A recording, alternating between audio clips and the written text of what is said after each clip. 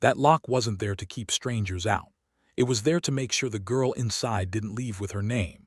The door shut behind Celeste like a final answer. One heavy click, then the hush. The kind of hush that only shows up when money changes hands and nobody wants the sound to travel. 6 men were already in the room when they brought her in. Not standing like church folk. Standing like hunters who paid for the woods. They didn't look at her face first. They looked at what she could become for them. What she could produce. What she could satisfy. What she could be turned into without anyone writing it down. That's how the city worked in places like this. The clean streets up front, the dirty deals in the back. Respectable entrances, rotten corridors.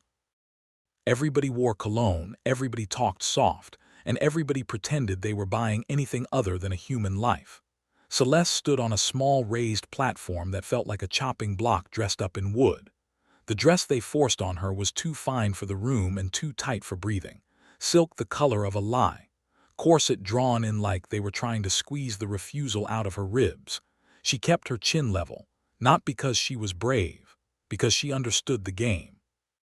In that room, fear was entertainment. They didn't just want her body. They wanted her spirit to flinch on command. A thin man with a neat mustache moved like he owned the air. He didn't touch Celeste, not directly. He didn't need to. He pointed, he smiled.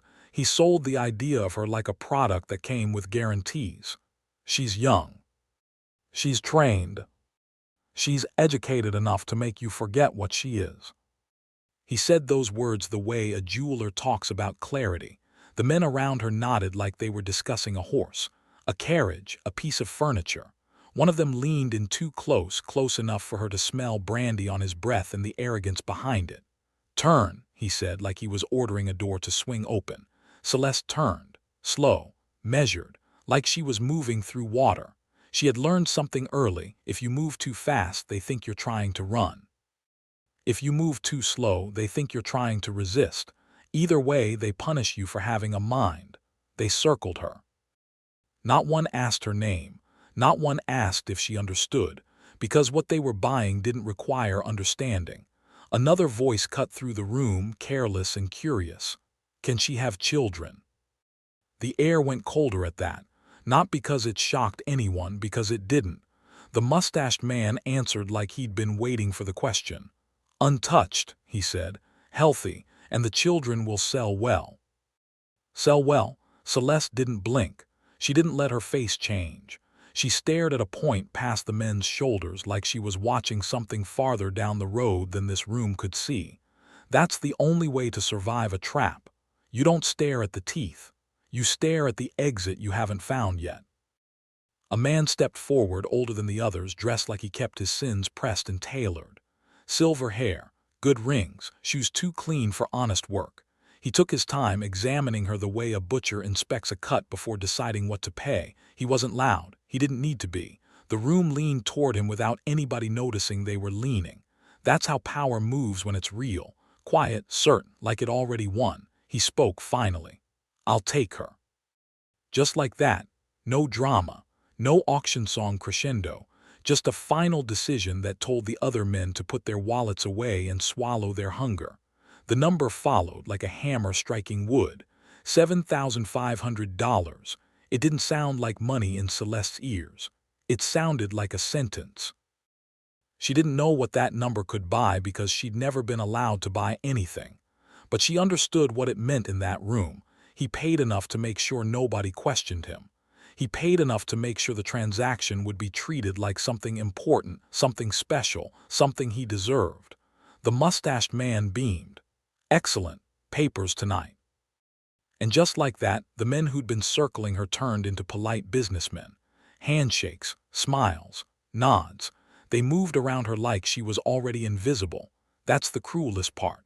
The moment a deal is made, you stop being a person even to the people who were staring.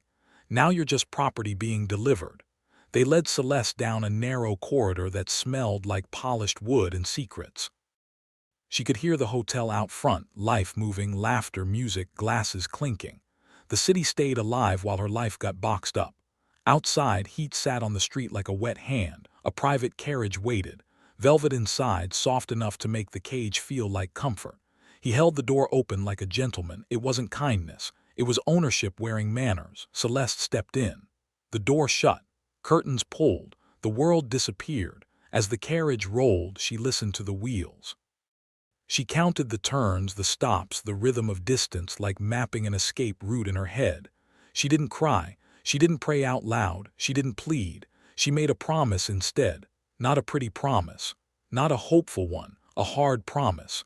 I will stay alive long enough to learn where the key is. The carriage rocked forward through New Orleans, past gas lamps and balconies and streets that never asked questions. In this city, everybody knew what happened behind certain doors. They just didn't say it where the light could hear. They went out toward the plantations, away from crowds, away from witnesses, away from anyone who might mistake her for human and feel something about it. Then the carriage slowed, turned, stopped. The curtain shifted when the door opened and Celeste saw it. A small white cottage with green shutters, sitting too neat at the edge of a wider world. A porch, a rocking chair, rose bushes drooping under the heat like they were tired of blooming for men who didn't deserve beauty. From far away, it looked like a gift. Up close, it looked like a place you vanish. He helped her down again. His hand didn't tremble. His voice stayed calm. "This will be yours," he said, like he was handing her a necklace. "Everything you need is inside." He walked to the door and produced a key. A simple thing. Metal, teeth cut into it, but to Celeste it might as well have been a chain.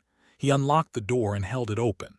She stepped inside. The air was cooler in there, but not safer. Tasteful furniture, clean rugs. Books lined up on shelves like someone wanted the room to pretend it had a soul.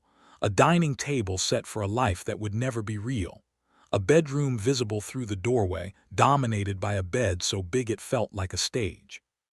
He moved like he'd rehearsed this. "Dresses," he said, opening a wardrobe. Celeste saw them, so many, soft colors. Expensive fabric, cut to her size, costumes. He spoke without looking at her face. "You'll keep yourself presentable. You'll eat here. A servant will bring meals. You're not to leave without permission." Permission, a word men used when they were trying not to say prison. Celeste nodded because nodding cost less than speaking. He finally studied her eyes like he was searching for gratitude the way a gambler searches for tells. "You look afraid," he said, gentle enough to sound almost reasonable. "You don't need to be. I'm not a cruel man, not if you do as you're told." There it was, the real language, the terms. He stepped closer, lifted a hand, touched her cheek like he was checking ripeness. "You're worth what I paid," he murmured, almost pleased with himself. "That's important." "Not you are important, your price is." He turned away like the conversation was finished. "I'll come back tonight," he said. "Wash wear the blue dress." Then he left, and he locked the door behind him. Celeste stood still for a long moment, listening to the final click. She walked to the door, tested it once, twice, just to confirm what her bones already knew. No handle from her side, no key. No mercy. She took a slow breath, let it out through her nose, calm because panic was noisy and noise got punished. She moved through the cottage, quiet like a shadow. She checked windows, shutters, latches, every corner. Every seam in the place where the world might have made a mistake. No mistakes. The cottage was built the way men build cages when they want the bird to sing. She stepped into the bedroom. The bed waited, dressed in white linen like innocence was part of the decor. Celeste kept her face still. Then she went to the wardrobe again. She wasn't looking at the dresses. She looked behind them, under them, around the edges, because women don't survive by admiring the trap. They survive by studying it. Her fingers brushed something wedged deep in the back corner, caught between wood and wall. A scrap of fabric folded tight. She pulled it out. A handkerchief. White linen, worn soft, with a single embroidered letter in one corner. It should have been clean. It should have smelled like soap. It didn't. There were stains on it. Old, dark. The kind that doesn't wash out because it isn't dirt. And there was writing. Small, tight lines like whoever wrote it had to fight for every second of privacy. Not ink. Something more desperate. Ash, charcoal. Maybe a burned match scraped along cloth. Celeste's throat tightened, but her hand stayed steady. She unfolded it slowly, like opening a door she wasn't sure she wanted to step through. The first line hit her like a whisper from a grave. If you found this, you're here now. No fancy words, no poetry, just a message from somebody who understood exactly what this cottage was. Celeste read the next lines. The handkerchief spoke like a woman trying to keep herself alive long enough to be remembered. A warning about the man who smiled like a gentleman and punished like a monster. A warning about the first time you say no. A warning about what happens after. Celeste's eyes moved over the cloth and each sentence tightened the room. The handkerchief wasn't just a confession, it was proof. Proof that she wasn't imagining the trap. Proof that someone before her tried to survive the same way. Proof that somebody didn't. At the bottom, the writer had left her name like a last breath. Marguerite. Celeste stared at that name until it stopped feeling like ink and started feeling like a person. A girl. A voice. A body that had stood in this very room, wearing these very costumes, living this same nightmare. Celeste folded the handkerchief back up with care, not because it was delicate, because it was sacred. Then she tucked it into a drawer, deep, hidden beneath fabric and lies. She stood in the middle of the bedroom and let the silence fill her lungs. This was the first real information she'd gotten since the auction room. The first crack in the wall. Marguerite had left her a map, not of the house, but of the man. And Celeste knew something else too, something the men in the back room never considered when they bought girls like her. A cage is only safe if the prisoner believes in it. Celeste didn't believe in it. She walked to the wash basin and splashed water on her face. She watched herself in the small mirror above it. The dress, the corset, the shine they forced on her skin. They were trying to build a character, a sweet girl, a grateful girl, a doll that doesn't talk back. Celeste leaned closer to her own reflection. Her eyes were dry. Her mouth was calm. But inside, something sharp was waking up. She didn't need strength like a soldier. She needed patience like a thief. She needed control like a chess player. If she was going to survive this, she couldn't fight the way a trapped animal fights. She had to fight the way men fight. Quiet, strategic, always thinking 3 moves ahead. She opened the wardrobe again and found the blue dress, laid it on the bed, smoothed it out. Then she listened. A carriage outside, footsteps on gravel, the faint sound of a gate. The sun was dropping and the air inside the cottage started to feel like it was shrinking. He was coming back. Celeste looked at the drawer where the handkerchief was hidden. Marguerite's words sat in her mind like a loaded pistol. Then Celeste heard it. The key sliding into the lock. Slow, deliberate. Like he wanted her to hear it. Like he wanted the sound to remind her who controlled the door. Celeste stood in the bedroom with the blue dress in her hands, and the handkerchief's warning burning a hole in the dark. And as the lock turned, she realized the first night wasn't the danger. The danger was what she might become just to make it through. The door opened like a smile you don't trust. He stepped in carrying gifts, because men like him believe cruelty goes down smoother with flowers on top. A bottle cradled in one hand, a bouquet in the other. He didn't bring those things for Celeste. He brought them for the story he wanted to live inside. He looked at her in the blue dress and nodded, satisfied, like a man inspecting his own reflection. "Good," he said, low and pleased. "That color listens to you." Celeste held the flowers like they weighed more than they should. She kept her face soft, her eyes respectful, the kind of calm that makes a predator feel safe, because the handkerchief taught her something she didn't know an hour ago. This wasn't about refusal. This was about control. And control wasn't always loud. Sometimes it was a whisper that made a man believe he'd won. He poured wine into 2 glasses, slow and careful, performing civilization like it was a religion. He sat, patted the cushion beside him, an invitation that wasn't an invitation. Celeste sat where he indicated, not close, not far, exactly where the line was safest. He asked questions like he was polite. "Where'd you learn to speak so clean? Do you read? Do you miss your home?" Home? That word didn't belong in this cottage, it was bait. And Celeste saw bait before most people even saw the hook. She answered with a version of herself he could digest. A soft story. A harmless story. A girl raised in a respectable household, grateful for comfort, nervous but obedient. She gave him enough to keep him talking and not enough to be used against her later. He drank like a man trying to wash something off his hands without ever touching water. He talked about his plantation, his responsibilities, the burden of being important, the loneliness of a man who had everything except permission to feel human, and then he reached for her hand. His thumb stroked her knuckles like it was affection. "Companionship," he said. "That's all I want. Something real." What? Celeste nodded because men like him don't want real. They want believable. He rose and she rose with him. He didn't have to say where they were going. The bedroom was waiting like it always had been, like it always would be unless she found a way to break the pattern. He led her through the doorway and closed the bedroom door behind them. Not hard, not violent, just final. The lamp flame trembled, throwing shadows across the walls. The bed sat in the center like a stage built for only one kind of performance.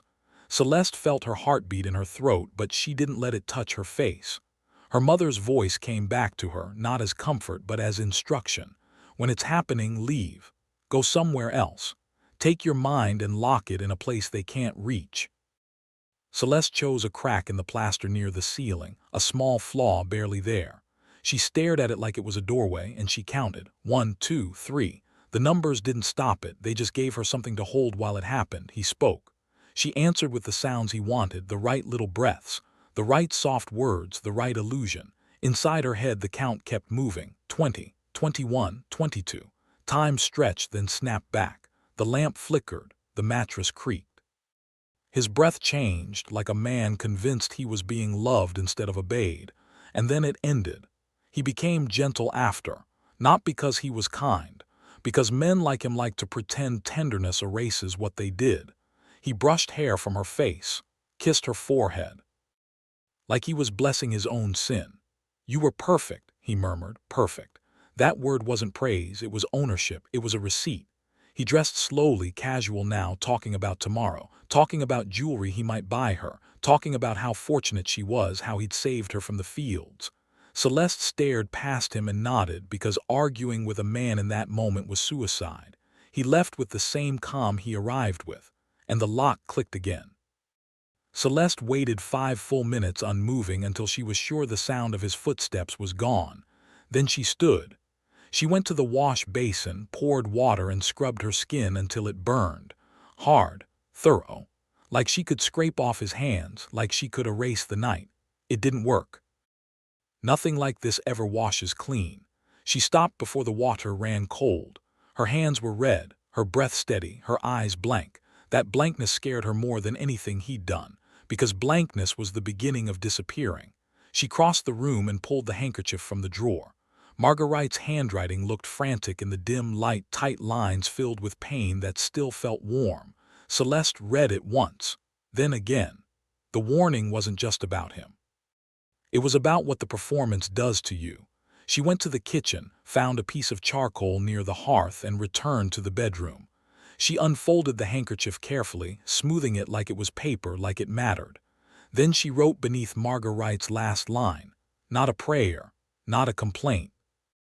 A mark, "My name is Celeste." She paused, listening for movement outside. Nothing but insects and distant plantation sounds. She kept writing. 16 years old, first night, still here. Her hand shook just once. She forced it still. "I will not vanish." She folded the cloth back up and hid it deeper than before. Then she lay down on the bed and stared at the ceiling, eyes open until the dark turned gray.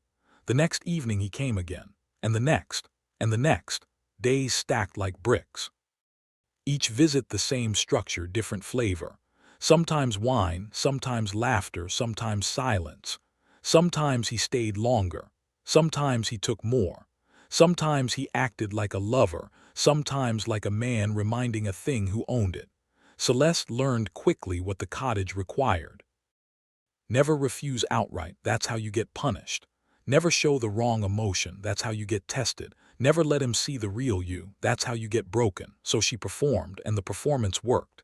It bought her time, time to watch him, time to learn him, time to memorize patterns the way a thief memorizes a guard's route. He liked to be thanked. He hated questions. He wanted her clean, quiet, smiling. He wanted the lie to feel like truth. Celeste gave him the lie. Then she wrote the truth in secret. On the handkerchief she began keeping records like a ledger nobody would ever approve. Day 5, he brought pearls and placed them on me himself. Day 9, he talked about his dead wife and stared at me like I was a replacement. Day 14, I asked to walk outside. He said no. He smiled when he said it. The entries got shorter, sharper, like she was carving her sanity into cloth so it couldn't be stolen. One day a mirror arrived, not a small one, a real one framed in gold like he wanted to crown her reflection. He hung it in the bedroom himself. "So you can see what I see," he said. That night after he left, Celeste stood in front of it. The girl looking back didn't look like she belonged to the slave quarters. She looked dressed, composed, almost. Fine, that was the trick. The trap wasn't just the lock. The trap was the costume convincing you that the cage was a life. Celeste stared until the girl in the mirror started to feel unfamiliar. And that's when she felt it. Not fear, not rage, something worse. Nothing. She blinked hard like she could shake herself awake. She pressed her palm to the glass. "Stay," she whispered to her own reflection. "Don't leave me." The next morning something changed. Not inside the cottage, outside. Celeste was at the window, barely parting the curtain the way she'd learned to. And across the distance, about 50 yards out, she saw movement near another white cottage with green shutters. A girl was in the garden cutting roses. Young, light brown skin, dark hair pulled back. Wearing a dress too neat for freedom. Celeste's stomach dropped. Because that meant the cottage wasn't a mistake. It was a system. She wasn't the only one locked away. She watched the girl for several minutes, studying her movements, reading her posture the way you read a stranger's hands in a card game. The girl moved like someone who had learned the rules and stopped fighting them, and that scared Celeste. That evening, when the house servant came with dinner, Celeste took a risk so small it felt harmless but could get her killed. "The girl in the other cottage," she said quietly. "What's her name?" The servant froze. Eyes flicked to the door, to the corners, to the air itself like it might be listening. Then, barely audible, she answered, "Louisa." One name, one breath. Celeste tried not to show what it did to her, tried to keep her face calm, her voice low. "How long?" The servant swallowed. 2 years. 2 years and a pretty cave. Celeste's mind moved fast now, pieces sliding across the board. "There are more?" she asked. A pause, then the smallest nod. 5 cottages," the servant whispered. 5 girls. 5? Celeste's hand tightened on the edge of the table. "Who was here before me?" The servant's face went still, like she'd stepped into a memory she didn't want to revisit. "She couldn't take it," she said. Celeste didn't ask how. She didn't need to, but she asked anyway because hearing it makes it real, and real is something you can plan around. "She died." The servant nodded, eyes wet with anger she wasn't allowed to show. "In that bedroom." Celeste felt the room tilt. The mirror, the bed, the wardrobe, the dresses, all of it suddenly looked like evidence. "And him?" Celeste asked, voice flat. The servant's mouth twisted. "He cried," she whispered. "Like he lost a woman, but he didn't lose a woman." She looked at Celeste hard then, like she was breaking a rule just by standing there. "You still got your mind," she said quietly. "Don't let him take it." Then she turned to leave. Celeste reached out and caught her wrist. "Wait," she said, "please." The servant's eyes widened in fear. Celeste let go immediately, like she'd been burned. She lowered her voice. "Tell me one thing, just one." The servant stared at her for a long moment, weighing the danger. Then she leaned in, close enough that her breath barely touched the air between them. "He's had more than you," she said. "And if you start acting like you don't know your place, he doesn't punish you first." Celeste's stomach tightened. "What does he do first?" The servant's gaze flicked toward the bedroom, then back. "He replaces you." She slipped away like a shadow. Celeste stood alone with a plate of food she couldn't taste, staring at the locked door, the mirror, the bed. 5 girls, 5 cages, and a man who didn't just own bodies. He owned the silence between them. Celeste moved to the window again and watched Louisa's garden in the fading light. A plan started to form, slow and dangerous. Not a plan to run. Not yet. A plan to connect. Because if isolation was how he controlled them, then connection was how the control could crack. Celeste turned from the window and walked to the drawer where the handkerchief was hidden. She pulled it out, unfolded it, and stared at Marguerite's name. Then she whispered, so softly the cottage almost didn't hear it, "I found another one." Outside, somewhere in the dark near the main house, dogs began barking sharp, sudden, like they'd caught a scent that didn't belong. The dogs didn't bark for nothing. Celeste stood still until the sound faded, letting it remind her of the truth. This place was always listening. Even silence had ears. Sunday came dressed like mercy. No carriage, no key in the lock, no footsteps pacing toward her door. Sundays were when men like him put on clean faces and called themselves righteous. Church mornings bought Celeste hours of breathing room, and she intended to spend every second of it sharpening her mind. She watched Louis's cottage from behind the curtain, careful not to move too much. The girl appeared near midday, just like clockwork, carrying a watering can, tending roses that bloomed for someone else's pleasure. Celeste didn't wave, didn't signal, didn't do anything that looked like hope. Hope gets noticed. She waited until Louisa bent low, back turned, body blocking the line of sight from the main house. Then Celeste acted. She'd torn a thin strip from the lining of a petticoat the night before, wrote on it with charcoal so faint it would vanish if needed. 2 short lines. No names that mattered if the cloth fell into the wrong hands. "I see you. Sunday, noon, same place." She tied the strip to a small stone, tested the weight once in her palm, then opened the window just enough to slip her arm through. The throw was quick, practiced, silent. The stone landed near Louis's feet. Louisa froze. For a long second, Celeste thought she'd misjudged everything. That fear would win, that the cloth would stay on the ground like a confession waiting to be discovered. Then Louisa moved, not fast, not panicked. She glanced once toward the house, once toward the trees. Then she bent, picked up the stone, and slipped the cloth into her pocket like it was nothing more than a thorn pulled from the earth. She didn't look toward Celeste's window. That was how Celeste knew she understood the rules. 3 hours later, as the sun lowered and shadows stretched long enough to hide secrets, Louisa appeared at her window, just for a breath, just long enough to hold up a scrap of fabric. One line, "Careful, they watch." Then the curtain dropped.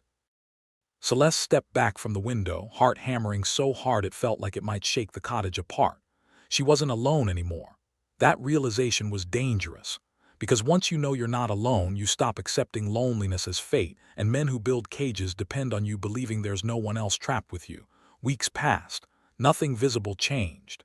Everything inside did. Every Sunday at noon, cloth moved between windows. Short messages. No names unless necessary. No details that could get someone killed if discovered. Celeste learned. Louisa had tried to run once.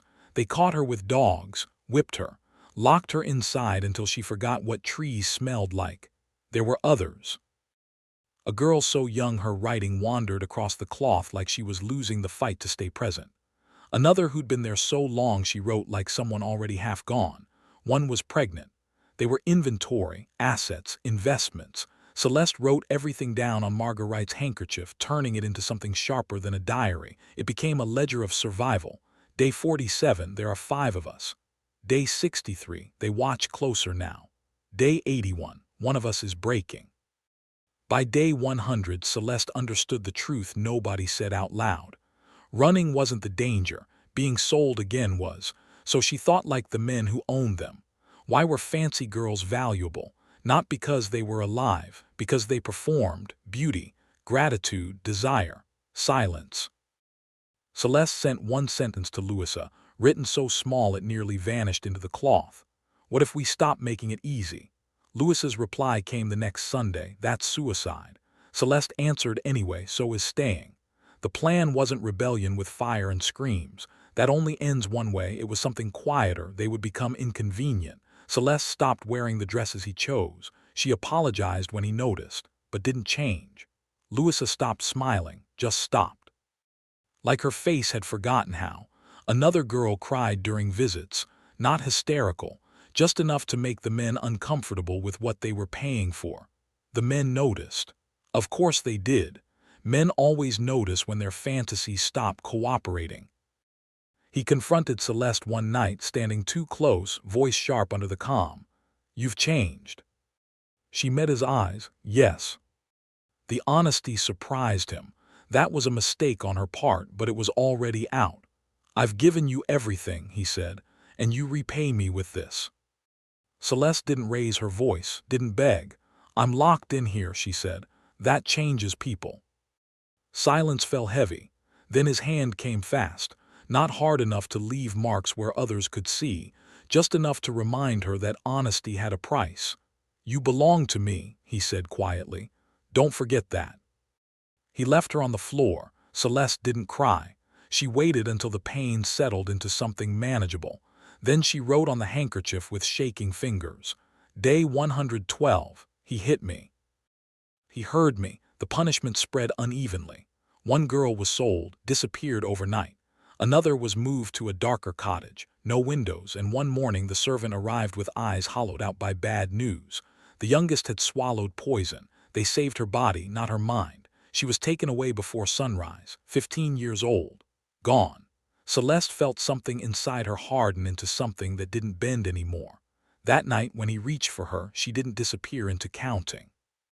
She stayed, she looked at him. "I hate you," she said. The room went still. Men expect fear, they expect tears, they do not expect clarity. His face shifted through emotions like cards being shuffled, shock, anger, calculation. "You're broken," he said finally, "just like the last one." "Maybe," Celeste said, "but I'm still here." He stared at her a long time. Then he did something she didn't expect. He laughed, not cruel, not loud, tired. "I can't do this again," he said. "I'll sell you." Sell, that word should have terrified her. Instead, it felt like a door cracking open. 3 weeks later it happened. A new buyer, a different house. A different kind of cage, one with rules that didn't include night visits. As Celeste was led away, she looked once toward the line of cottages. Louisa stood in her garden, still as stone. They didn't wave. They didn't smile. They just held each other's gaze long enough to pass something more dangerous than hope. A promise. But as the carriage pulled away, Celeste didn't know if she'd escaped, or if she'd just been repositioned for a larger, deadlier game, because men don't like losing investments. And somewhere behind her, a powerful man was realizing that one of his possessions had learned how to think. Freedom didn't arrive with sunlight. It came disguised as another transaction, another man, another signature, another set of hands passing paper while pretending they weren't trading a life. The difference this time was subtle, but Celeste felt it immediately. This house didn't smell like ownership. It smelled like order. The woman who bought her didn't circle, didn't smile too much, didn't pretend this was kindness. Her eyes were sharp, practiced, the kind that measured danger instead of denying it. "You've been kept," the woman said flatly, not asking. "Yes," Celeste replied. "That leaves marks people can't see." "Yes, ma'am." That was the moment Celeste knew this wasn't another velvet cage. Her room had a lock on the inside, a small thing, a miracle. Celeste sat on the edge of the bed that first night and stared at the door long after the house went quiet. She locked it, unlocked it, locked it again. Control is intoxicating when you've never had it, but she didn't sleep, because her mind was still back at the cottages, Louisa, the others, the empty spaces where names used to be. Celeste wasn't running anymore. She was repositioning. Days turned into weeks, weeks into patterns. She learned the house, the rhythm, the conversations that happened when powerful people assumed servants were furniture. She listened, remembered, filed everything away. That's when she realized the truth. This woman wasn't just buying labor, she was buying information. The house wasn't safe, it was strategic. Celeste heard words she'd never heard spoken openly before. Roots, meetings, names said only once. The kind of names that make men nervous when written down. And she understood something that made her stomach tighten. There were people fighting this system from the shadows, quiet, patient, dangerous in the right way. One night the woman called her into the study. "You were connected before," she said calmly, "to others like you." Celeste didn't deny it. "Yes." A pause. "Do you want to help them?" Wrong answer would get her sold again. The right answer would put a target on her back. "Yes," Celeste said anyway. That was how the game widened. Plans started forming that didn't involve running but reclaiming, buying girls out before they broke, moving money like weapons, turning the same system that sold them into the tool that freed them. Celeste wasn't surviving anymore, she was operating. Then the news came. Lewis's owner was in debt. Bad debt. The kind that makes proud men do desperate things. They might sell her, the woman said, soon. Celeste felt her pulse slow instead of spike. Good, debt makes people predictable. We can buy her, Celeste said. Yes, the woman replied, if we move carefully. Christmas was 3 weeks away. 3 weeks for Louisa to stay alive. 3 weeks for everything to go wrong. Celeste spent every night mapping faces, habits, weaknesses, learning how money moved, who could be bribed, who couldn't. This wasn't charity, this was chess. And chess always costs something. On the night Louisa walked through the door, thin, shaking, alive, Celeste held her like someone holding proof. Proof that the cage could be unlocked, but the victory was brief. Because as Louisa spoke, whispered names, past information she'd risked her life collecting, Celeste saw how deep this went. Dozens, maybe hundreds, girls hidden in plain sight, men who would never forgive exposure. And one name kept circling back through the whispers. The man who bought Celeste first. He'd been asking questions, offering rewards, calling her dangerous. Celeste folded Marguerite's handkerchief and slipped it into her pocket, feeling the weight of every name written on it. Freedom wasn't the end of the story. It was the beginning of the war, and wars don't stay quiet forever. A man like him doesn't forgive, he recalculates.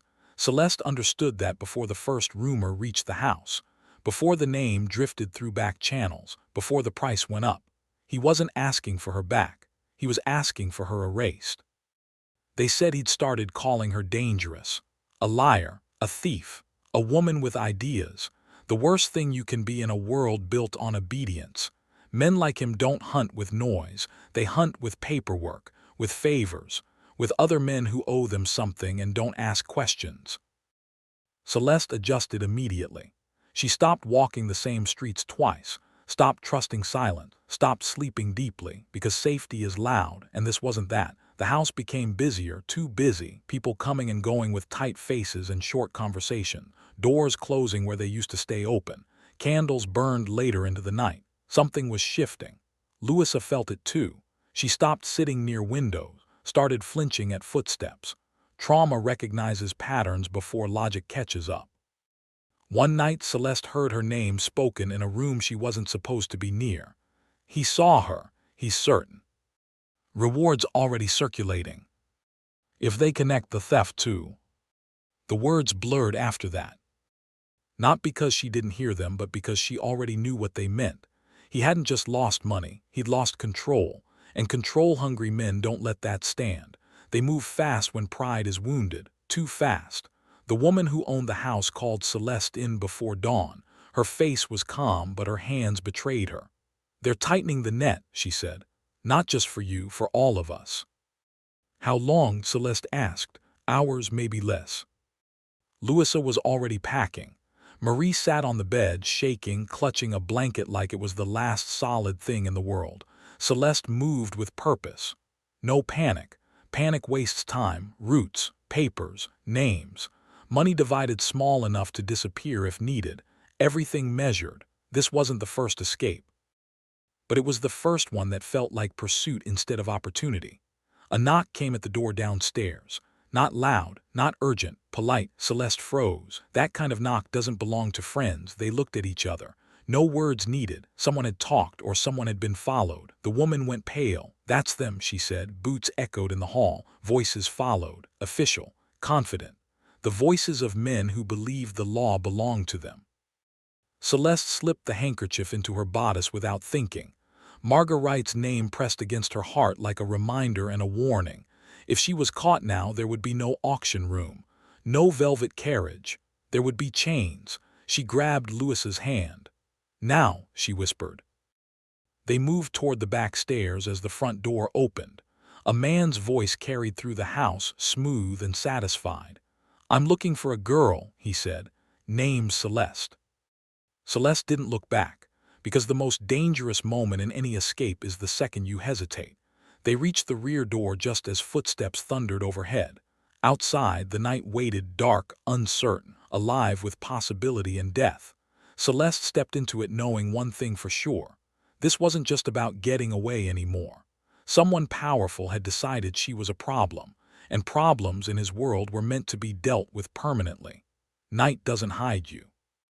It tests whether you deserve to keep moving.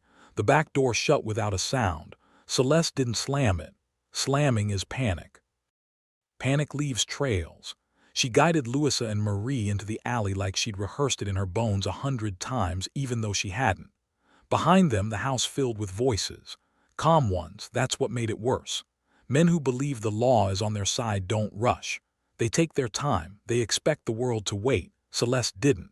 She cut left instead of right, away from the obvious routes, away from the places fear tells you are safest.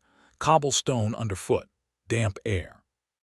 The smell of bread and horses and sewage mixed together. A living city pretending nothing was happening. Louisa stumbled once. Celeste caught her without slowing down. "Breathe," she said low. "Don't look back." Marie was quiet, too quiet. That kind of quiet only comes when someone has already accepted the worst. Celeste pulled her closer, forced her legs to keep pace. They moved like shadows, but shadows still make sound if you don't respect them.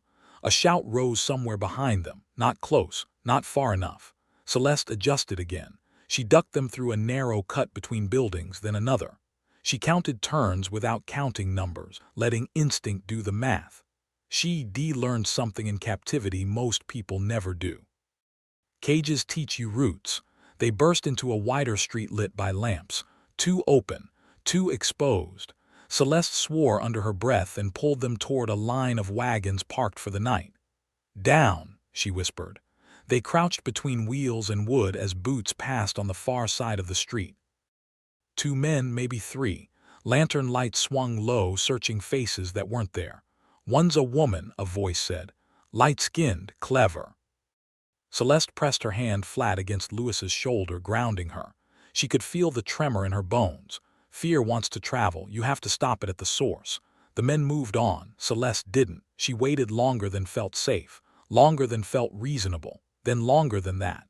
When she finally moved, she did it backwards, retreating deeper into the maze instead of heading straight for escape. It was the kind of move men like him wouldn't expect. They think you run toward freedom. They don't think you circle danger to lose it. By the time they reached the safe address, the sky was thinning toward gray.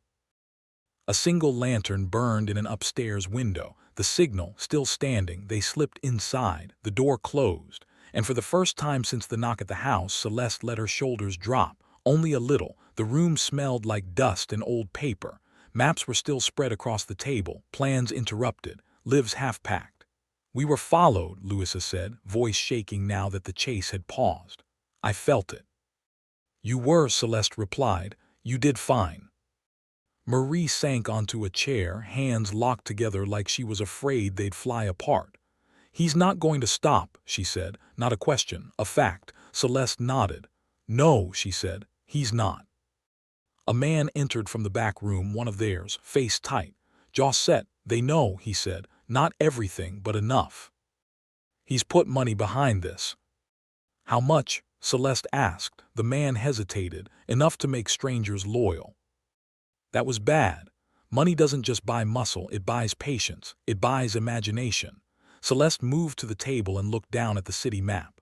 Red marks, blue marks, black excess. So many girls still trapped, so many men still comfortable. She reached into her clothing and pulled out the handkerchief, spread it flat beside the map. Names stared back at her, stories pressed into fabric like scars. "This ends one of 2 ways," she said quietly. Everyone in the room looked at her. "We disappear," she continued. "Change names, change faces. Run north and pray the past doesn't follow." Louisa swallowed. Marie closed her eyes. "Or," someone asked. Celeste didn't raise her voice. "Or we make him afraid to say my name out loud." Silence hit the room like a held breath. "That's suicide," the man said. Celeste shook her head once. "No," she said, "it's leverage." She tapped the handkerchief. "He thinks this is about a girl who escaped," she continued. "Let him think that, while we show him what happens when the quiet parts of his world start speaking." Louisa looked at the cloth, at the map, at Celeste. "What are you saying?" Celeste folded the handkerchief carefully, reverently. "I'm saying running kept us alive," she said, "but exposure will keep the next ones alive." A knock hit the door downstairs. Harder this time, closer, too close. Everyone froze, the lantern upstairs flickered. Celeste didn't move. She didn't reach for the door, she didn't hide. She just listened, because whatever happened next would decide whether this was still an escape, or the moment the game turned violent. The knock came again, not polite anymore, not patient, authority wrapped in wood and knuckles. Celeste didn't rush. Rushing tells people you're scared. She raised one finger, slow, deliberate. Everyone froze exactly where they were. Even breathing felt too loud. The knock hit a third time. A voice followed, muffled by the door. "Open up." No name, no warrant, just expectation. Celeste stepped closer to the table, eyes never leaving the door. Her mind moved faster than her body, sliding pieces into place. This wasn't a search yet. This was a test.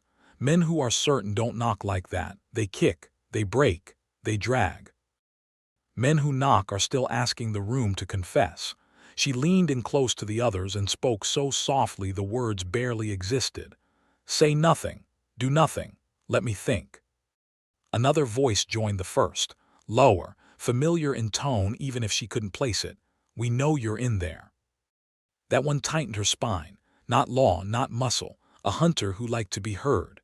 Celeste moved to the back window and peered through a crack in the curtain. Two men at the door, one near the corner pretending not to watch, another across the street, posture wrong for a passerby. 4, minimum, not enough for a raid, enough to scare mistakes out of people. She turned back to the room. "They don't know how many we are," she whispered. "And they don't know what we know." What? Marie shook her head, panic finally breaking through. "They'll take us. They'll sell us back, or worse." Celeste crossed to her, knelt, and took her hands. "Listen to me," she said, calm as stone. "That only happens if we give them what they want." "What do they want?" Marie asked. Celeste's eyes flicked to the door. "Me." Another knock, harder, angrier. "Last chance." Celeste stood, straightened her shoulders. This was the moment that decided whether she stayed prey or became something else. She stepped toward the door, ignoring the hands that reached for her arm. "No," she said quietly, not turning back. "If they want me, they don't get me dragged." She unlocked the door. It opened just enough to let lamplight spill across her face. The men stiffened when they saw her. Recognition sparked. There it was. The look you get when someone realizes the story they were told is standing right in front of them and not how they imagined. "Yes," Celeste said. One of the men smiled thinly. "You know why we're here." "I know why you think you're here," she replied. That threw him off. Just a fraction, enough.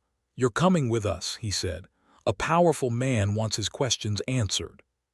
Celeste tilted her head slightly, calm, curious. "And if I don't?" The smile faded. "Then things get unpleasant." Celeste glanced past them at the street, the watching eyes, the shadows that leaned in. Then she looked back at the man and said the most dangerous thing she could have said. "Tell him," she said, "if he touches me again, I won't run." The man frowned. "What does that mean?" "It means," Celeste continued, voice steady, "the next time my name moves through the city, it won't be as a rumor. It'll be written, spoken, repeated, by people he can't buy quiet." Silence stretched. The second man shifted his weight, uneasy. "You're bluffing," the first said. Celeste smiled, not sweet, not afraid. "I was property once," she said. "I learned how to keep records." She tapped her chest where the handkerchief rested. "You take me," she went on, "and every name on that cloth starts traveling. Judges, merchants, churchmen, wives. You think he's angry now. Wait until his dinners get quiet." The man stared at her, measuring risk the way men like him always do. Behind Celeste, the house stayed silent. No movement, no sound, discipline. Finally, the man stepped back. "This isn't over," he said. Celeste nodded once. "No," she agreed. "It just started." The men retreated into the night, their confidence thinner than when they arrived. Celeste closed the door, locked it. Only then did the room exhale. Louisa looked at her like she was seeing her for the first time. "What did you just do?" she whispered. Celeste turned, eyes sharp, focused, alive in a way they hadn't been before. I told him the truth, she said. I'm not running anymore. She walked back to the table, spread the map wider, placed the handkerchief at the center like a crown. If he wants war, she said, voice low, controlled, inevitable. We're going to make sure he can't survive the headlines. Outside, somewhere in the dark, a man with too much money realized his problem hadn't disappeared. It had learned how to speak. And that realization was going to make him very dangerous. Danger doesn't announce itself after that. It goes quiet, too quiet. The next few days felt wrong in a way Celeste couldn't explain to anyone else. No knocks, no messengers, no rumors drifting back through the usual channels. Even the streets seemed to move around the house instead of past it. Men like him never vanish, they wait. Celeste adjusted again, she always did. She stopped sleeping in the same room 2 nights in a row, stopped eating full meals, kept her shoes close, her coat closer. Every sound became information. Every silence became suspect. Louisa noticed. You're listening like someone's behind us even when we're alone, she said one night. Celeste didn't deny it. That's because someone usually is, she replied. The network thinned its movements, messages shortened, routes shifted, names stopped being spoken aloud, even allies grew cautious. Fear has a way of spreading faster than truth. Then the first piece moved, not toward Celeste, toward someone else. A runner arrived after dark, breathless, eyes wild. He didn't sit, didn't take water. They grabbed one, he said, the room stilled. Who? Louisa asked. A girl on Dauphin Street, one of the cottages we were watching, sold this morning, gone by noon. Celeste felt the hit land deep, cold, precise. This wasn't random. This was retaliation. He couldn't reach Celeste directly anymore, not without risk. So he did what men like him always do when challenged. He hurt someone weaker to prove he still could. Marie's hands shook. That's because of us, isn't it? Celeste closed her eyes for half a second, not longer. Yes, she said, it is. The room waited for her to break, to apologize, to hesitate. She didn't. This is what pressure looks like, she continued. He's telling us to stop. Louisa's jaw tightened, and if we don't? Celeste looked down at the map, at the red marks, at the empty spaces where names had been crossed out. Then he escalates, she said, publicly or privately. He'll make an example that scares everyone back into silence. And you, the runner asked, what happens to you? Celeste lifted her eyes. I become the excuse. Silence fell heavier this time. Celeste folded Marguerite's handkerchief slowly, deliberately, like a ritual. Every name pressed against her fingers reminded her why fear wasn't an option. He thinks this is personal, she said, that I'm a woman with a grudge. She looked up, calm, precise.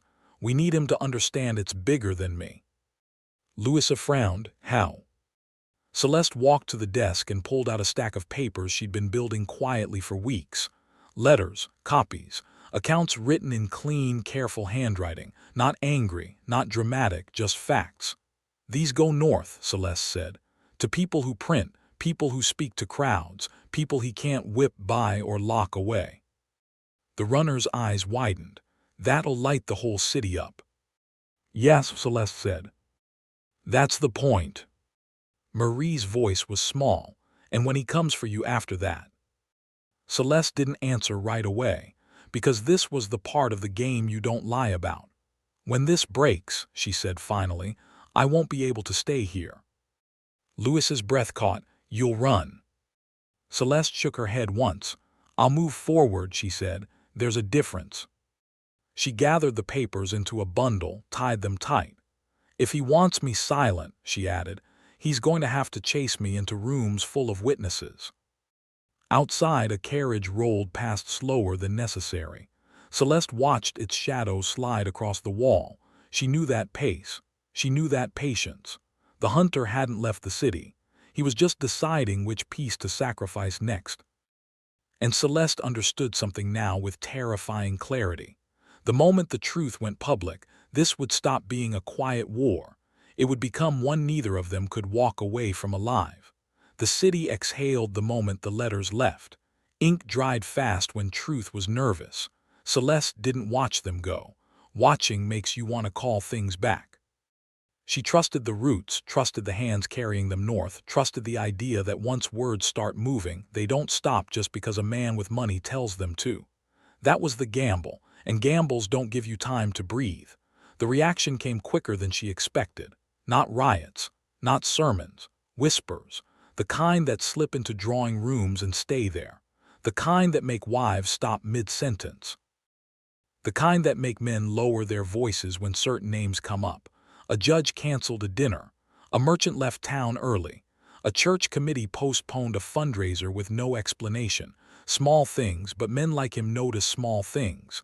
The runner came back just before dawn this time, face pale, jaw tight. "He knows," he said. Celeste nodded once. "Good." "He's furious," the runner added. "Not loud, not reckless, he's meeting with people, important ones." "Of course he is," Celeste replied. "He's building cover." Louisa leaned against the table. "What kind?" Celeste didn't sugar it.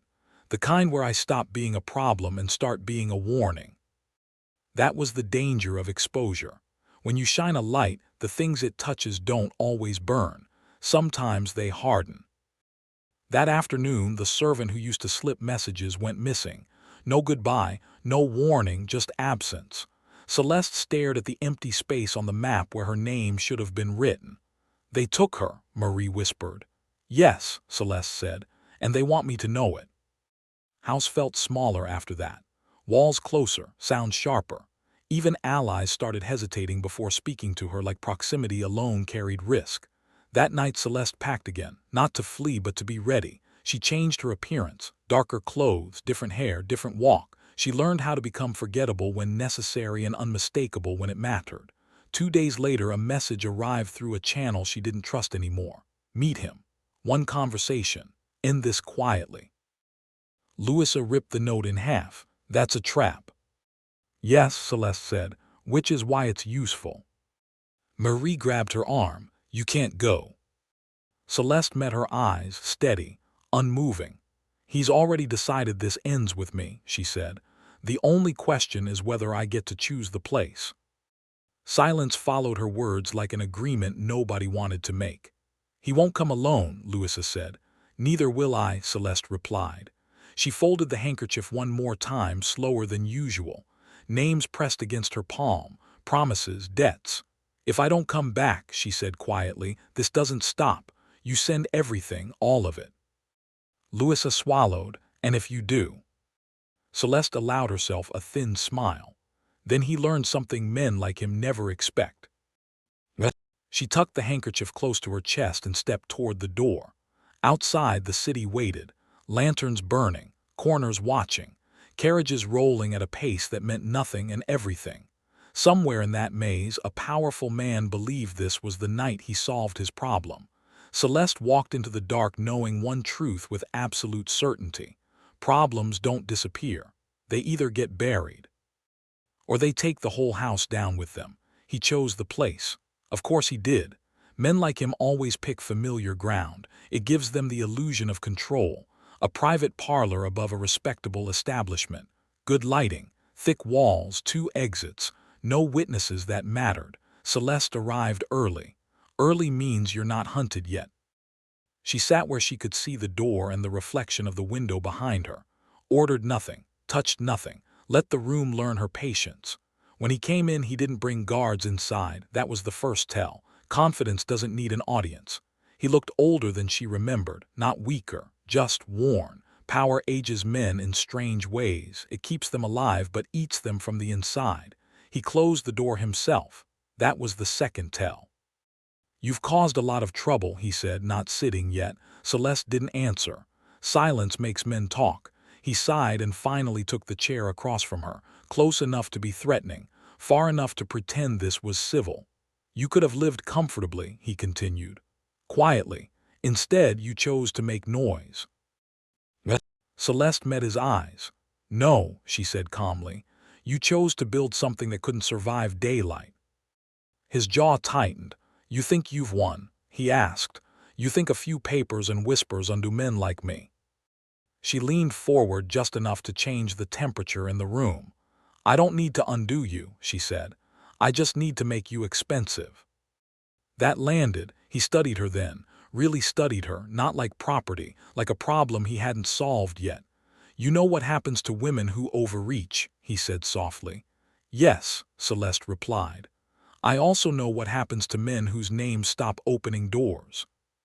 She reached into her coat slowly, deliberately. He stiffened. She didn't pull a weapon. She pulled out the handkerchief, unfolded it on the table between them. Names. Dates, places, lines written by hands that had shaken, bled, survived. "This doesn't belong to me anymore," she said. "It belongs to everyone you thought would stay quiet." His face changed, not anger, recognition. "You wouldn't," he said. Celeste tilted her head, calm, certain. "I already have." The room went still. Outside, a carriage rolled past and didn't stop. Inside, a powerful man realized something too late. This wasn't a negotiation. It was a verdict. He leaned back slowly, eyes cold now, dangerous. "You walk out of here," he said, "and this becomes blood." Celeste stood. "Blood was always the cost," she replied. "The difference is who's paying now." She turned toward the door. Behind her, his voice followed, low, controlled, lethal. "You won't make it out of this city." What? Celeste didn't turn around. She placed her hand on the door handle and spoke just loud enough for him to hear. "Then make sure your name survives what comes next." She opened the door and stepped into the night. She didn't know if she'd live through the week, but she knew this. The game had shifted, and from this point on, no one was safe from the truth. The night didn't feel the same when she stepped into it. Cities change when power gets nervous. The air tightens, corners grow eyes, even the shadows start choosing sides. Celeste didn't rush. Rushing gets remembered. She walked like someone with nowhere urgent to be, letting the street learn her rhythm. She passed 2 corners, then doubled back through a narrow cut between buildings, the kind only people who'd lived trapped ever noticed. Behind her, footsteps adjusted. Not close, not far, professional. She smiled to herself just a little. He'd sent men. Of course he had. He needed to feel like something still answered to him. Celeste turned down a busier street, blended into a knot of late-night movement. Laughter spilled from a doorway. A drunk man sang off-key. Life kept pretending it was normal. At the 3rd intersection, she vanished. A door opened, closed, bolted. Inside, the room was dark except for one candle. 3 figures waited, faces she trusted, hands steady, eyes sharp. "You were followed," one of them said. "Yes," Celeste replied, already removing her coat. "Light, careful." "He's testing." "Testing what?" "How much noise I'm willing to make." She crossed to the table and laid out the copies she'd been carrying, sliding them into separate piles. "These leave at dawn," she said. "Different routes, different names attached. No single failure can stop them." One of the men hesitated. "You know what happens when this breaks fully?" Celeste nodded. "Yes," she said, "he'll come for me directly." "And if he doesn't miss?" She looked down at the handkerchief in her hands, now so full of writing there was barely fabric left. "Then someone else carries it," she said. "That's the point." Outside, a carriage slowed, then stopped. No voices, no shouting, just the sound of weight shifting, boots touching stone. The candle flickered. Someone moved toward the back exit. Celeste raised her hand. "Wait." She listened, counted, judged. Then she spoke, quiet and absolute. "He's not here to arrest anyone," she said. "He's here to send a message." A knock echoed through the building. Not loud, not polite. Final. Celeste folded the handkerchief one last time and pressed it into another set of hands. "If I don't walk out," she said, already moving toward the door, "you make sure this city never forgets why." The lock turned. The knock came again. And for the first time since this began, Celeste didn't know whether she was about to win the game or become the cost that proved it was real. The door opened before the knock could finish. That was the first move. It stole momentum, threw the rhythm off. Men who come to deliver messages expect hesitation. They expect fear to negotiate for time. Celeste gave them none. Two men stood in the hall, not uniformed, not official, coats too clean for honest work, eyes too dull for mercy. One held a folded paper, the other kept his right hand close to his side like it missed the weight of something. "Evening," the first said, surprised she'd opened so fast. Celeste looked past them down the stairwell, listening with more than her ears. "How many?" she asked. The man blinked. "Excuse me." "How many did he send?" She repeated, calm as a locked door. Silence stretched, just enough. "Enough," the second man said. Celeste nodded once. "That's what I thought." She stepped into the hall and closed the door behind her. That was the second move. It separated the game from its witnesses. The man with the paper extended it. "You're requested," quietly. "This is your chance to end things without."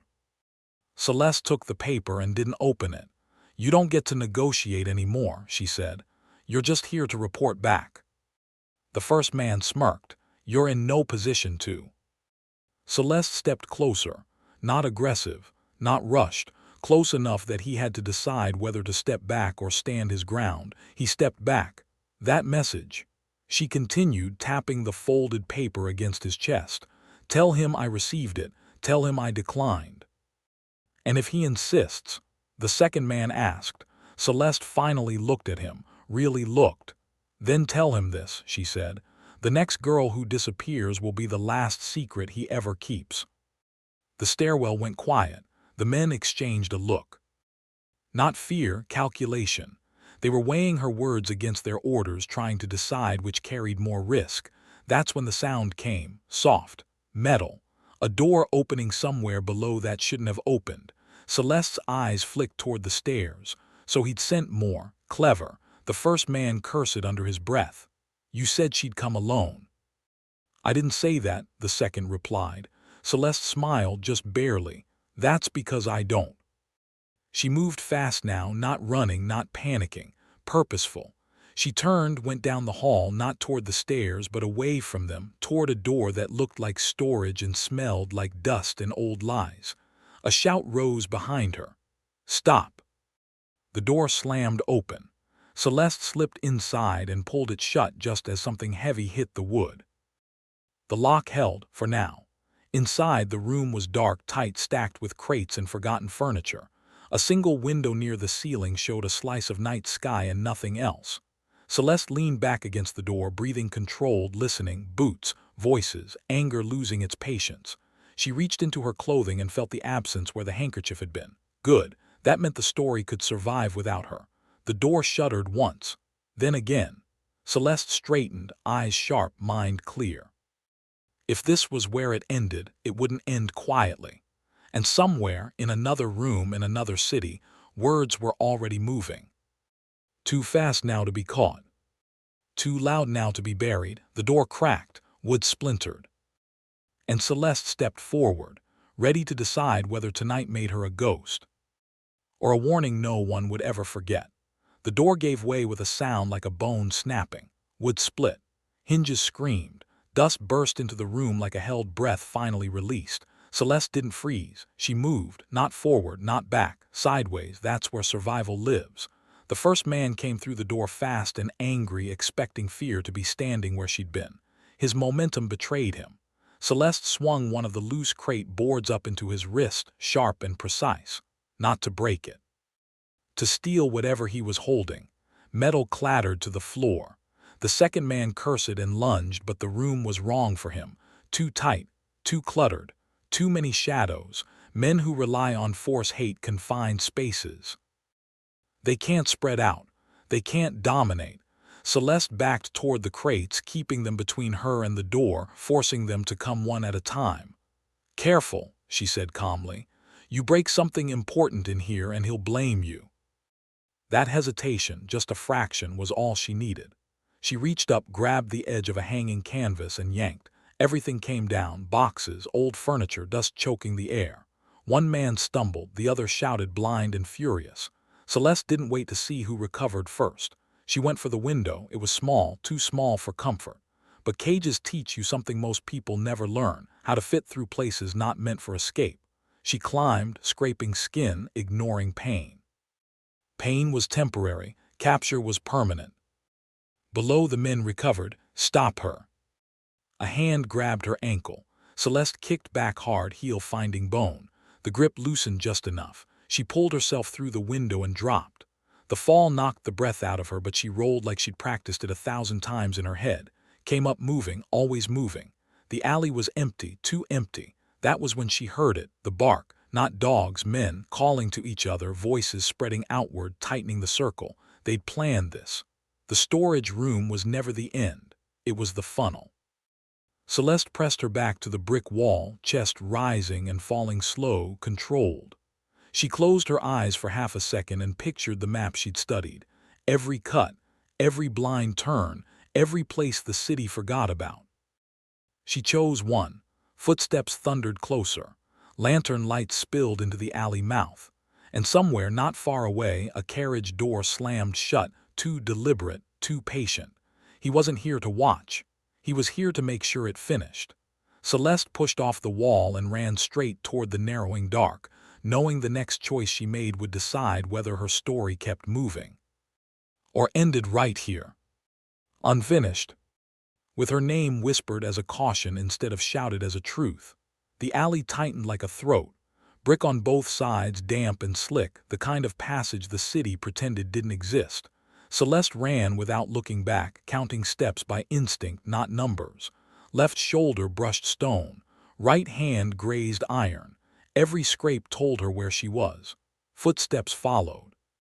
Not sloppy, not panicked, disciplined. That worried her more than shouting ever could. She cut hard at the next split, ducked under a sagging staircase, then slowed on purpose. Speed gets you noticed. Timing gets you free.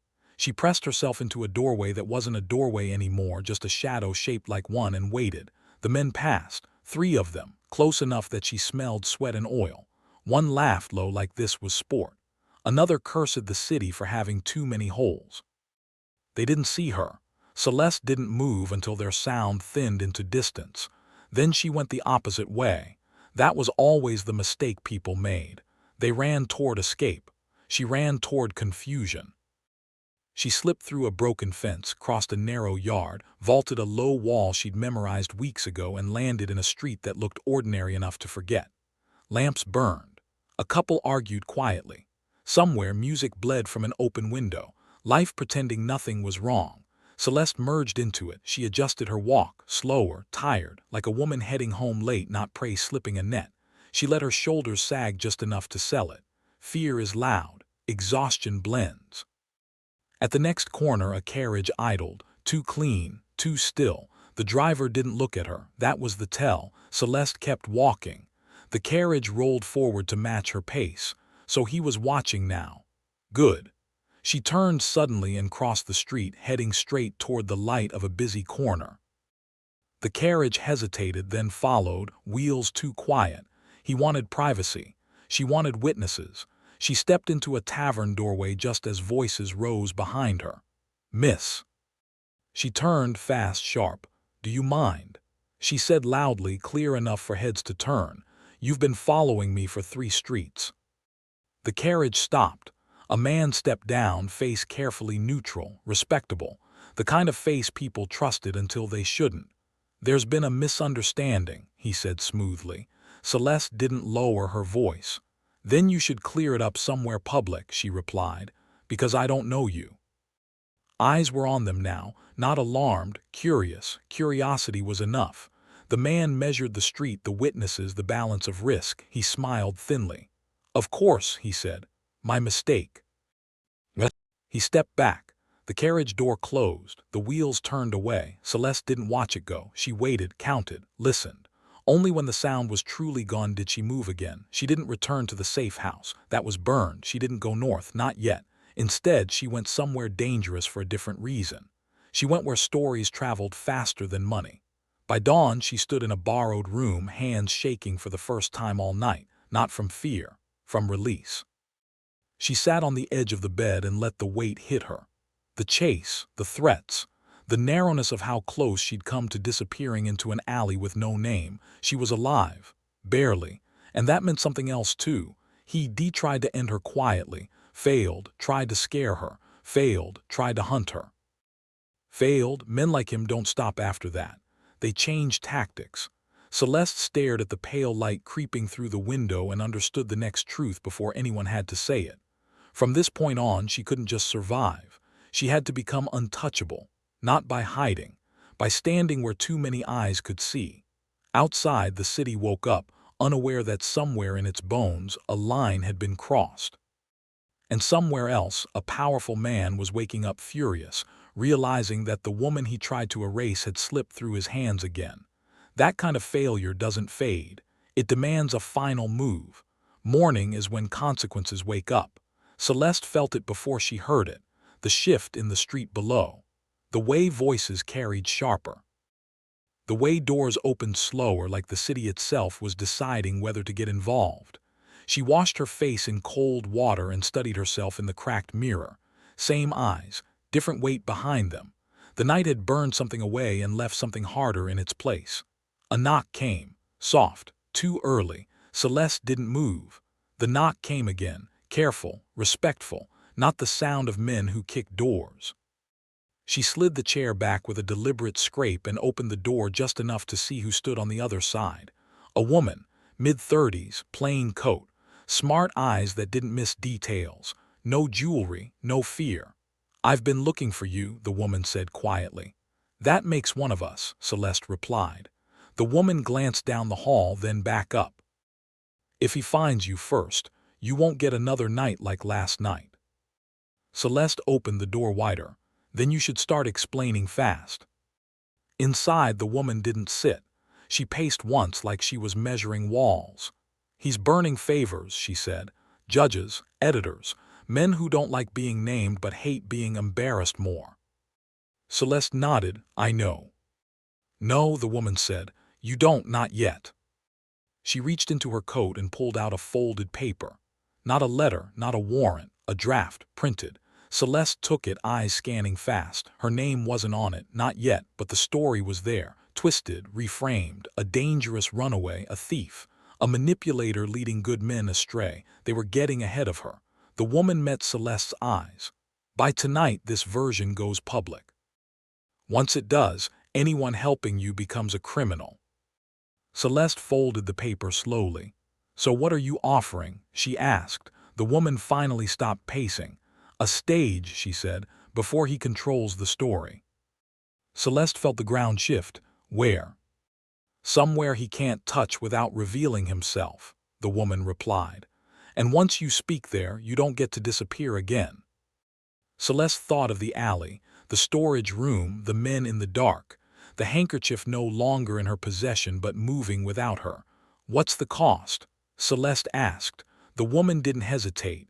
"He'll come for you openly." Celeste smiled, not wide, not warm. "Good," she said. "I'm tired of guessing where the knife is." Outside, church bells began to ring. Late morning, respectable hour.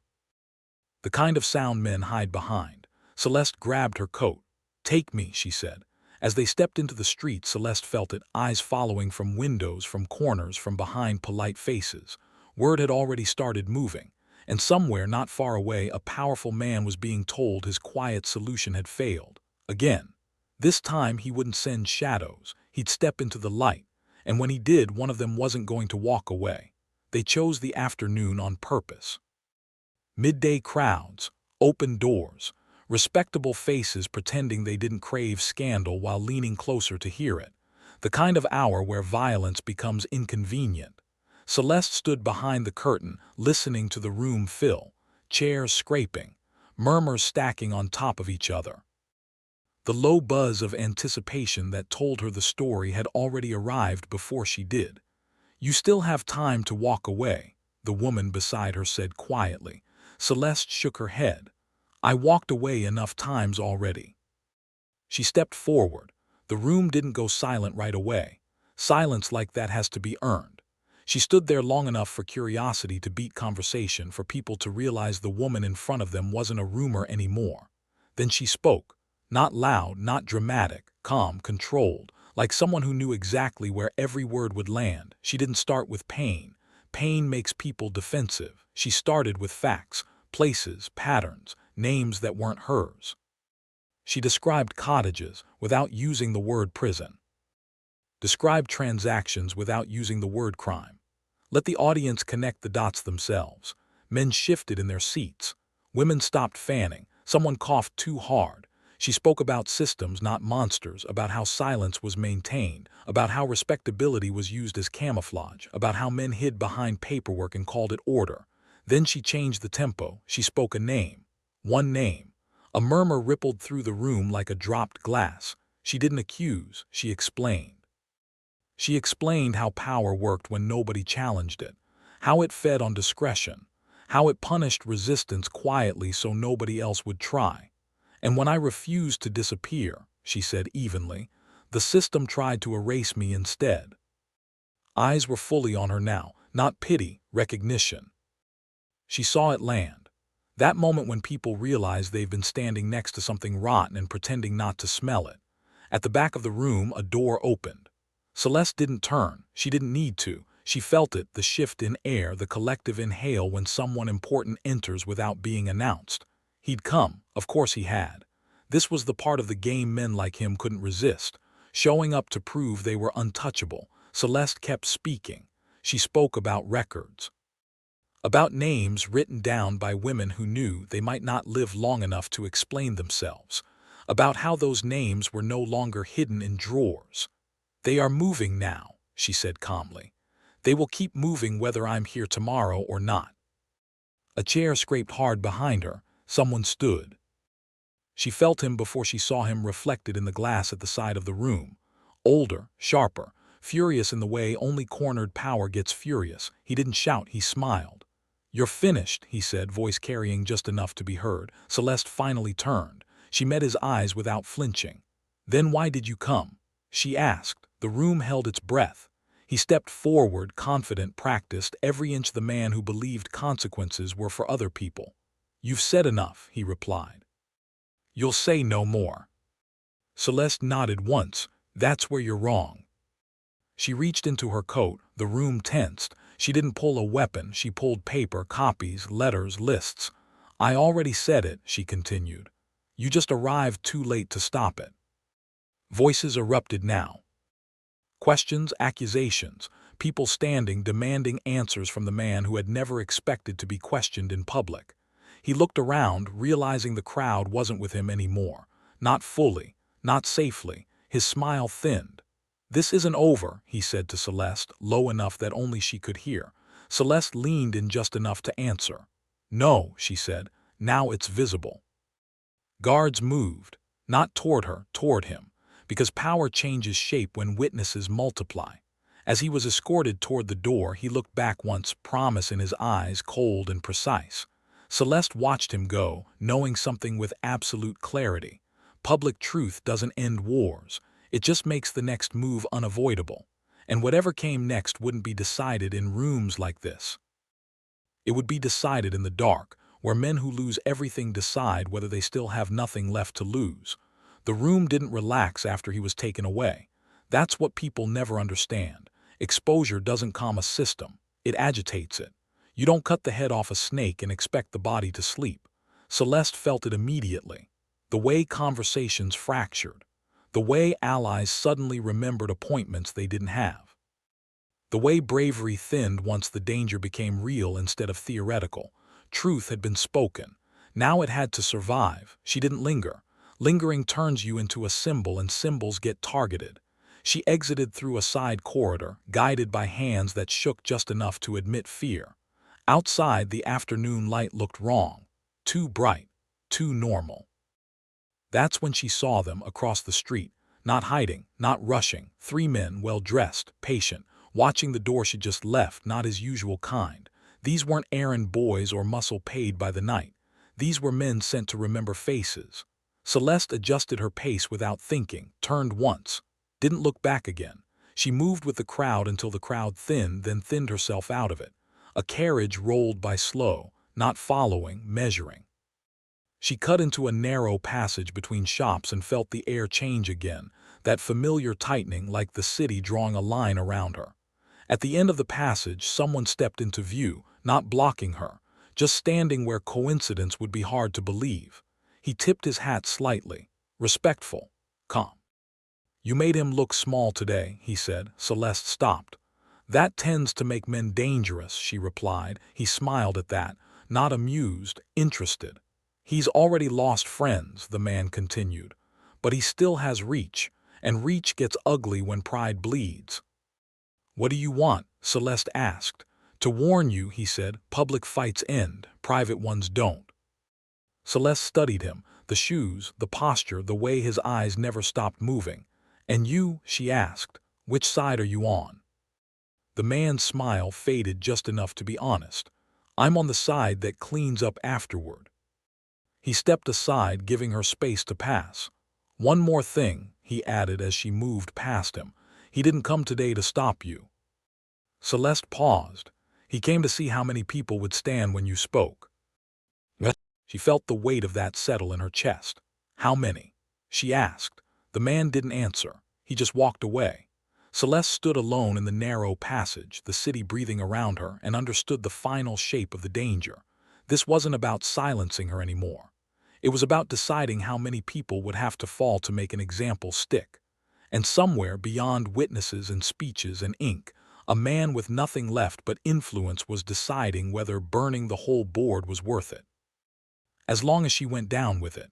That night, the city stopped pretending. Carriages moved without purpose. Lamps stayed lit longer than usual. Doors that were always open stayed closed. The kind of quiet that only shows up when people sense violence before it arrives. Celeste didn't go back to any place with a name. Names were liabilities now.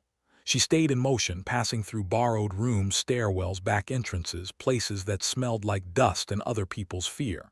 Every stop was temporary. Every pause was measured, because now she understood the shape of the hunt. This wasn't about stopping her voice. It was about punishing the idea that someone like her could speak and live. Near midnight, the message came. Not written, not delivered, whispered. A runner found her in a narrow kitchen behind a closed shop. He didn't sit, didn't eat, didn't even take his hat off. They killed someone, he said. Celeste didn't ask who. She already knew what that meant. They didn't hide it, the runner continued. They made sure people saw. Celeste felt the air leave the room, slow and controlled. She braced one hand on the table, grounding herself. Say it, she said.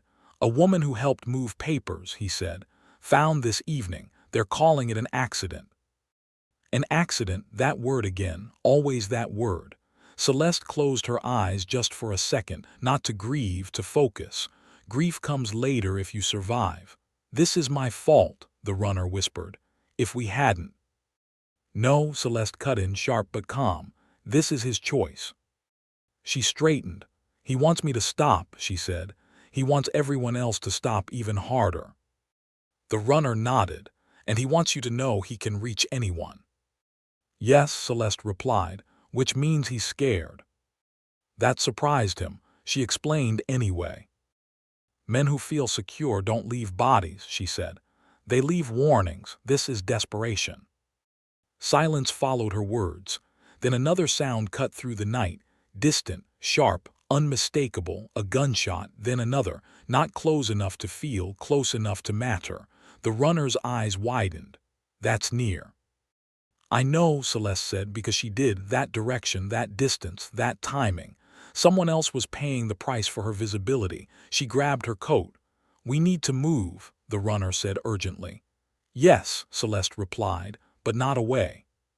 She turned toward the door, toward the sound, toward the danger tightening its grip on the city. If I keep running, she continued, he keeps choosing victims I can't protect. That's suicide, the runner said. Celeste looked at him, eyes steady, voice low. No, she said. This is how you force a man to overplay his hand. Outside, sirens began to rise. Shouts followed. The city's pulse spiked, uneven and panicked. Celeste stepped into the night knowing the line had finally been crossed for good. He wasn't testing her anymore.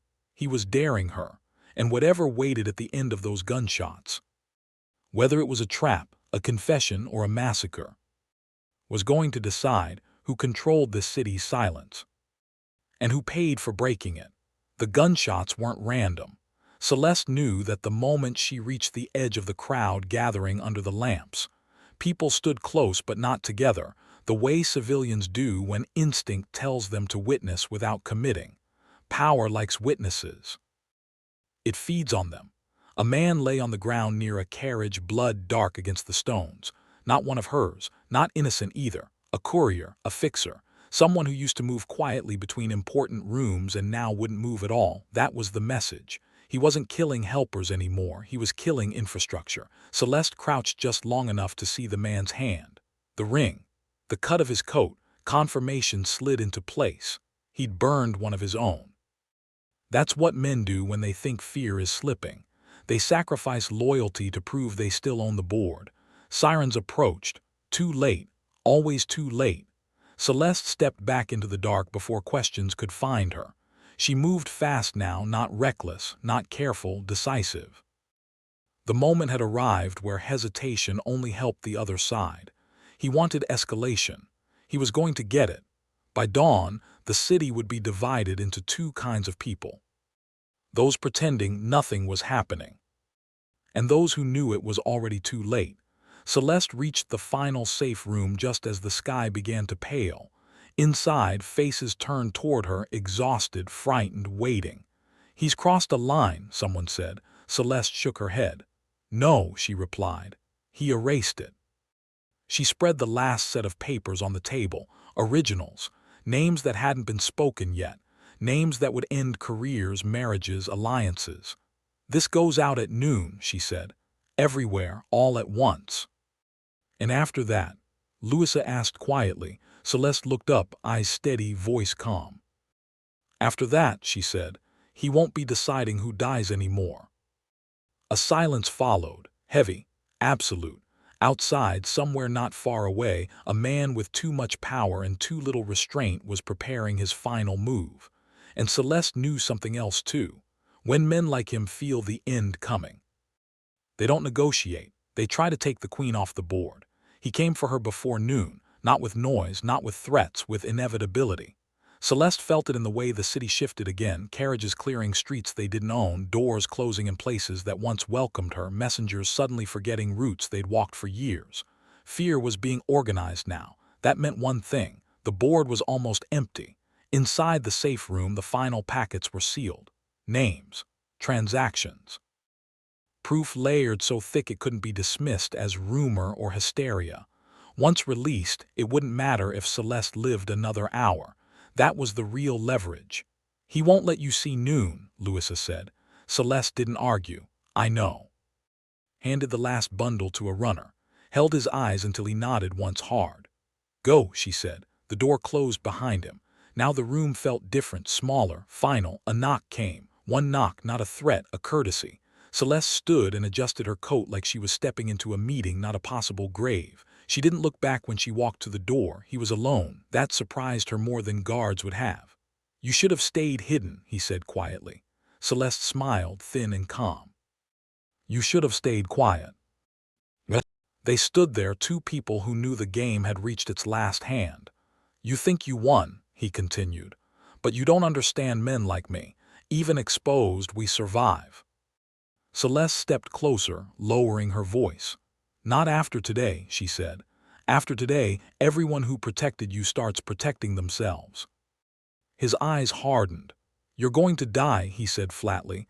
"Maybe," Celeste replied, "but you're finished." A sound cut the air. Not a gunshot, footsteps. Many of them organized, fast. His face changed. Not fear, calculation collapsing.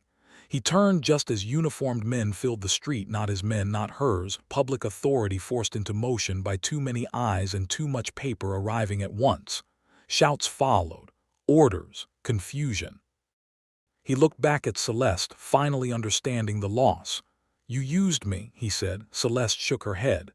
"No," she replied. "I documented you." They took him then. Not gently, not ceremoniously. Pulled into daylight where secrets die. Celeste watched until he disappeared into the crowd, shouting now furious, smaller with every step. The city exhaled, but Celeste didn't, because she knew something most people didn't. Removing a king doesn't end the game. It just reveals who was waiting to move next.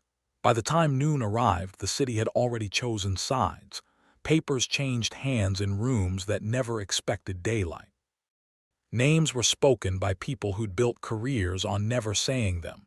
Men who once moved with certainty now moved with excuses. That was the real collapse, not the arrest. Not the shouting, not the spectacle. It was the silence afterward, the kind that means alliances are being rewritten. Celeste didn't stay to watch it finish. She walked away before anyone could turn her into a symbol they could later discard. Power loves heroes almost as much as it loves scapegoats. From a distance, she heard church bells ring, ordinary, polite. The city pretending it was still the same place. It was. The cottages would empty quietly over the coming weeks, not all at once, not cleanly. Some girls would vanish into new lives. Some would carry scars forever. Some names would only exist on paper now. But the market was broken. Once people know where to look, shadows don't behave the same. Celeste stopped at the edge of a street that had nearly killed her once and looked back only long enough to memorize it, not with fear but with understanding. She didn't win. She survived long enough to change the rules, and that's more dangerous. Somewhere, someone would try to rebuild what fell. Someone always does. Power never disappears, it just learns. But it would learn differently now, because one woman refused to stay quiet, refused to disappear. Refused to let men pretend their secrets were invisible. Celeste adjusted her coat and stepped forward into whatever came next, not as property, not as prey, but as a reminder. And reminders have a way of lasting longer than empires.